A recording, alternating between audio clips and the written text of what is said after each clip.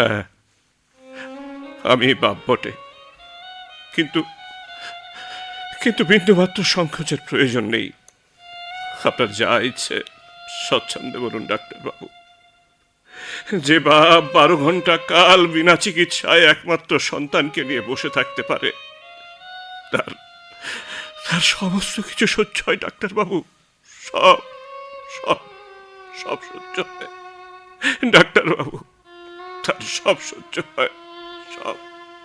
ভাই বৃন্দাবন, একটু শান্ত হও। উনি কলকাতার ডাক্তার, অনেক বড় মাপের ডাক্তার। সব ঠিক হয়ে যাবে। কেশব, কেশব, এখন আমি চললুম। পাশেই ঠাকুর ঘর, আবশ্যক হলে ডেকো ভাই।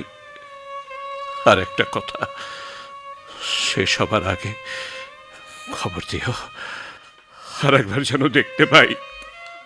চললুম, চললুম ঠাকুর ঘরে, চললুম।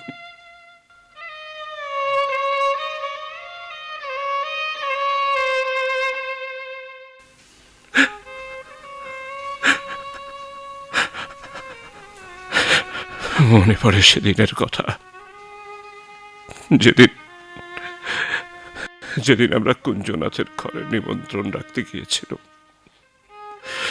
সেদিন সেদিন মা কুসুমকে পালা পরিয়ে দিয়ে আশীর্বাদ করে এখানে চরণকে নিয়ে বসেছিলেন ঠাকুরের সামনে।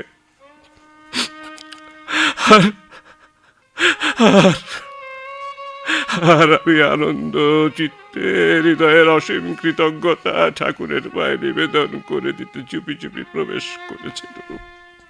আর আজ আজ কি নিবেদন করতে আমি ঠাকুরের ঘরে ঢুকছি? কি কি নিবেদন করতে আমি ঠাকুরের ঘরে ঢুকছি?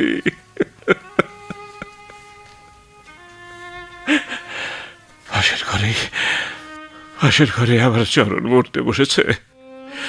ভগবান, ভগবান, ভগবান, আমি সে নালিশ জানাতে আসিনি, কিন্তু কিন্তু পিতৃস্নেহ যদি তুমি দিয়েছ, তবে পাপের চোখের ওপর বিনা চিকিৎসায় এমন নিষ্ঠুর ভাবে তার একমাত্র সন্তানকে হত্যা করলে কেন? কেন? কেন ভগবান, কেন? কেন মৃত্যুর এতটুকু পথ তুমি খুলে রাখতে পারলে না ভগবান? ভগবান, ভগবান।